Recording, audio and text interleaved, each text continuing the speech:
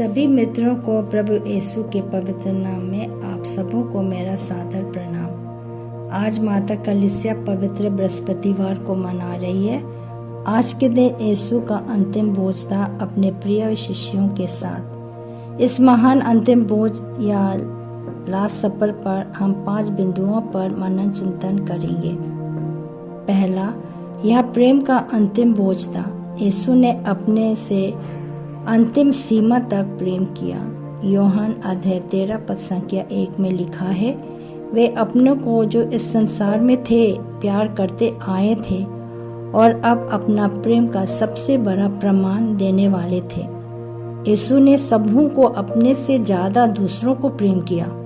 इसलिए यूहन्ना अध्याय 15 पद संख्या 13 में यीशु ने कहा, इससे बड़ा प्रेम किसी का नहीं कि कोई अपने मित्रों के लिए अपना प्राण अर्पित कर दे। दूसरा, यह प्रेम का संस्कार का अंतिम भोज था, यानी यूक्रिस्ट की तथा पुरोहिताई का संस्कारों का स्थापना। आज के दूसरे पाठ जो कुरिन्थियों के नाम संत पौलुस के पहला पत्र अध्याय 11 पद संख्या 23 से 26 में हम पाएंगे। जिस रात प्रभु ईसा पकड़वाए गए, उन्होंने रोटी ली और धन्यवाद की प्रार्थना पढ़ी, उसे तोड़कर कहा, यह मेरा शरीर है, यह तुम्हारे लिए है, यह मेरी स्मृति में किया करो। इसी प्रकार ब्यारे के बाद उन्होंने प्याला लेकर कहा, यह प्याला मेरा रक्त का नूतन विधान है। जब जब तुम उससे पियो तो यह मेरी स्मृति में किया करो। यूहन्ना अध्याय 6 पद संख्या 51 में यीशु कहते हैं, स्वर्ग से उतरी हुई वह जीवन की रोटी मैं हूँ। यदि कोई यह रोटी खाएगा तो वह सदा जीवित रहेगा। जो रोटी मैं दूंगा वह संसार के लिए अर्पित मेरा मांस है। प्रभु यीशु ने अपना सब कुछ हम पापियों के लिए अर्पित किया, अपने रक्त की आखिरी बूंद तक बहाया। कितना महान हमारे प्रभु ईसा की कुर्बानी। काश हम इस महान कुर्बानी को कदर कर सकते। क्या हम किसी के लिए अपना प्राण त्यागने को तैयार है? कुछ लोग कर सकते हैं और कुछ नहीं कर पाते क्योंकि बहुत कठिन है। तीसरा, यह अंतिम बोझ कर्तव्य और सेवा भाव का था। आज की सुसमाचार जो संत यूहन्ना के पवित्र सुसमाचार से लिया गया, यीशु प्रभु गुरु होकर भी झुककर शिष्यों के पांव धोए। पेतरुस का जो यीशु को 3 बार अस्वीकार करने वाले थे, यूदास का भी जो यीशु का विश्वासघात करने वाले थे। विधि विवरण ग्रंथ अध्याय 10 पद संख्या 12 के आखिरी शब्दों में मूसा ने कहा, सारे हृदय से सारी आत्मा से अपने प्रभु ईश्वर की सेवा करो। जब हम दूसरों की सेवा करते हैं तो हम प्रभु ईश्वर की ही सेवा करते हैं, जैसे यीशु ने अपना नहीं बल्कि दूसरों की सेवा की है। मत्ती अध्याय 20 पद संख्या 28 में यीशु कहते हैं, क्योंकि मानव पुत्र भी सेवा कराने नहीं बल्कि सेवा करने तथा बहुतों के उद्धार के लिए अपना प्राण देने आया है। माता मरियम भी सेवा भाव से परिपूर्ण थी।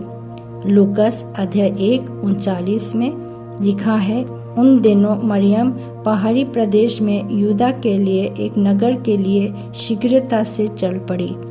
एलिजाबेथ जो बुढ़ापे में गर्भवती थी, मरियम ने उनकी 3 महीनों तक सेवा शुश्रूषा की। इसी तरह प्रिय भाइयों बहनों, हमें भी यीशु और माता मरियम की तरह एक दूसरे के निस्वार्थ सेवा करनी चाहिए। चौथा बिंदु, यह अंतिम बोझ था प्रेम की नई आज्ञा की। यूहन्ना अध्याय 13 पद संख्या 34 में यीशु ने कहा, मैं तुम लोगों को एक नई आज्ञा देता हूँ, तुम एक दूसरे को प्यार करो। जिस प्रकार मैंने तुम लोगों को प्यार किया, उसी प्रकार तुम एक दूसरे को प्यार करो। मत्ती अध्याय 5 पद संख्या 44 में यीशु ने कहा, परंतु मैं तुम लोगों से कहता हूँ, अपने शत्रुओं से प्रेम करो और जो तुम पर अत्याचार करते हैं उनके लिए प्रार्थना करो। 5वां बिंदु, यह अंतिम बोझ कभी था जब यीशु का दुख भोग की यातना जो गेत्सेमनी बाड़ी में प्रारंभ होने वाली थी। यूहन्ना अध्याय 13 पद संख्या 21 से 30। ईसा का मन व्याकुल हो उठा और यूदास का विश्वासघात का भविष्यवाणी करते हैं। वह कहते कहते ईसा का मन व्याकुल हो उठा और उन्होंने कहा, मैं तुम लोगों से यह कहता हूँ कि तुम में से एक मुझे पकड़वा दोगे। पेतरुस का अस्वीकरण का भविष्यवाणी भी यीशु ने किया। यूहन्ना अध्याय 13 पद संख्या 36 और 38 में जब पेतरुस ने कहा कि वह यीशु के लिए अपना प्राण देने को तैयार था, तो यूहन्ना अध्याय 13 पद संख्या 38 में ईसा ने उत्तर दिया, तुम मेरे लिए अपना प्राण दोगे? मैं तुमसे यह कहता हूँ, मुर्गे के बांग देने से पहले ही तुम मुझे 3 बार अस्वीकार करोगे। सभी शिष्य यीशु को त्यागने वाले थे। यह भविष्यवाणी भी यीशु करते हैं। ये हम मत्ती अध्याय 26 पद संख्या 31 में हम पाएंगे, जहाँ लिखा है, ईसा ने उनसे कहा, इसी रात तुम सब मेरे कारण विचलित हो जाओगे, क्योंकि यह लिखा है कि चरवाहे को मारूंगा और झुंड की भेड़ें तितर बितर हो जाएंगी। यह भविष्यवाणी हम जकरिया के ग्रंथ अध्याय 13 पद संख्या 17 में पाएंगे। यह सब आने वाले प्राण प्रिय यीशु को प्राण घातक वेदना का अनुभव हुआ। यहाँ तक उनकी पसीना रक्त की बूंदों में परिवर्तित हुआ। यह हम पाएंगे लूकास अध्याय 22-44 में लिखा है, वे प्राण पीड़ा में पड़ने के कारण और भी आग्रह के साथ प्रार्थना करते रहे और उनकी पसीना रक्त की बूंदों में धरती पर टपकता रहा। यीशु ने शिष्यों को चुना कि वे उनके साथ रहे। यीशु चाहते थे कि वे इस दुख की घड़ी में उनके साथ जागते हुए प्रार्थना करते रहे, परंतु वे सो गए। हम मत्ती अध्याय 26 पद संख्या 40 में यीशु अपने शिष्यों से कहते, क्या तुम लोग घंटे भर मेरे साथ नहीं जाग सके? और मत्ती अध्याय 26 पद संख्या 43 में प्रार्थना करने के बाद लौटने पर उन्होंने अपने शिष्यों को फिर सोया हुआ पाया, क्योंकि उनकी आंखें भारी थी। मत्ती अध्याय 26 पद संख्या 45 में यीशु उनसे कहते हैं, अब तक आराम कर रहे हो? प्रिय भाइयों बहनों, क्या हम भी ऐसे हैं? क्या हम प्रभु के साथ कुछ घंटा नहीं बिता सके? उनके साथ बैठ के बातें करें, या केवल जब हमें दुख तकलीफ होती है तो हम प्रभु के पास दौड़ आते हैं? क्या आनंद के समय में, खुशी के समय में, सफलता के समय में क्या हम कुछ क्षण प्रभु के साथ नहीं बिता सके? ये सोचने वाली बात है।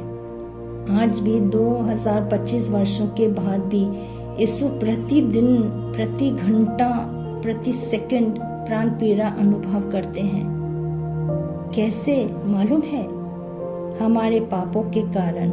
जब हम प्रभु के आज्ञाओं का पालन नहीं करते हैं, मन मुटाव के कारण, धर्म त्याग के द्वारा अपनी कलीसिया को छोड़कर अन्य जगह में हम भटक गए हैं। अक्षमा के द्वारा जब हम क्षमा नहीं कर पाते हैं, क्रोध अपने दिल में रखते हैं, परंतु सबसे दुखदायी पीड़ा जो हम यीशु को देते हैं वह है जब हम परम प्रसाद को अयोग्य रीति से ग्रहण करते हैं। हम यीशु को छेदित करते हैं जब हम चर्च तो आते हैं परंतु बाहर खड़े रहते हैं, या अंतःकरण की जांच किए बिना शराब की अवस्था या नशीली वस्तुओं का सेवन करते हुए परम प्रसाद को ग्रहण करते हैं। मन में मनमुटाव, क्रोध, अक्षमा रखते हुए प्रभु को ग्रहण करते हैं। बेढंग के कपड़े पहनकर हम आते हैं। मिस्र के दौरान मोबाइल में व्यस्त रहते हैं। प्रिय भाई बहनों, सोचो, यीशु ने जो अपने आखिरी बूंद हमारे लिए बहाया, उसे कितना दुख लगता होगा कि हम चर्च तो आते हैं पर कहाँ है हमारा ध्यान, कहाँ है हमारा मन, कहाँ है हमारा प्यार। इसलिए संत पौलुस कुरिन्थियों को अपने पहले पत्र अध्याय 11 पद संख्या 29 से 30 में कहते हैं, जो प्रभु का शरीर पहचाने बिना खाता और पीता है वह अपनी ही धन आज्ञा खाता और पीता है। यही कारण कि आप में बहुत से लोग रोगी और दुर्बल हैं और कुछ लोग मर भी गए हैं।